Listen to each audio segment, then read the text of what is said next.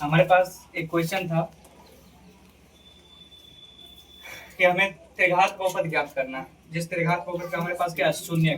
क्या है? शून्य। 3 -1 और -2 है। त्रिघात बहुपद हमें क्या करना है, ज्ञात करना है। तो हम लोग जानते हैं कि त्रिघात बहुपद का जो रूप होता है वो ax³ + bx² + cx + d = 0। इसका शून्य क्या होगा?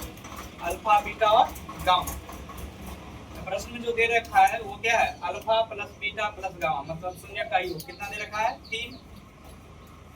दो शून्य को गुणनफल का योग, तो alpha beta, beta gamma, gamma alpha कितना दे रखा है? -1। और तीसरा है शून्य का गुणनफल alpha into beta into gamma, कितना दे रखा है? -2।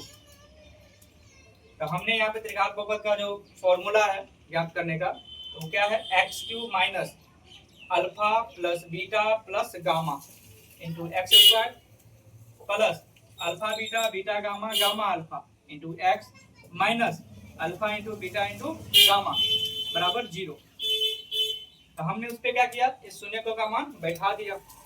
x³ minus alpha beta gamma का मान हमने कितना लिया था? 3 है यहाँ पे, तो 3x² plus alpha beta, beta gamma, gamma alpha का मान -1 into x minus alpha into beta into gamma, उसका मान कितना है हमारे पास? -2। अब यहाँ पे हम जब सॉल्व करेंगे तो x³ -3x² minus x minus minus plus 2, ये हमारा क्या निकल के आ गया? त्रिघात बहुपद। अब देखो यहाँ पे क्वेश्चन ये होगा यहाँ माइनस क्यों लिया? तो देखो जब हमको यहाँ ये जब तुमको हम पढ़ाए थे इसमें तो बताए थे alpha plus beta plus gamma का मान होता है -b/a, x² का गुणांक बटा x³ का गुणांक। तो इसी कारण हमने यहाँ पे क्या लिया? माइनस। फिर यहाँ पे हम पढ़े हुए थे alpha beta, beta gamma, gamma alpha, तो इसका बताया था तुमको c/a। c/a मतलब x का गुणांक बटा x³ का गुणांक, ये धनात्मक मतलब प्लस में होता है। और ये था अचर पद, तो इसका पढ़ाए थे -d/a। क्या पढ़ाए थे? अल्फा बीटा इंटू गामा, क्या पढ़ाए थे? -d/a। यहाँ d का मान माइनस में होता है, इसलिए हमने क्या लिया यहाँ पे? माइनस।